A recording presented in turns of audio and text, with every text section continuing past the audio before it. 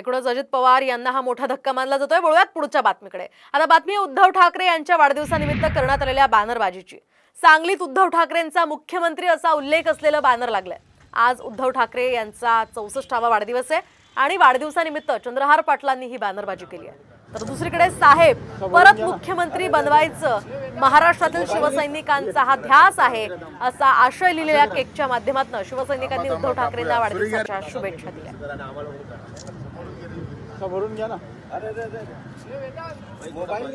जे पोस्टर्स किंवा बॅनर्स ते काय आम्ही सांगत नाही, या लोकभावना आहेत।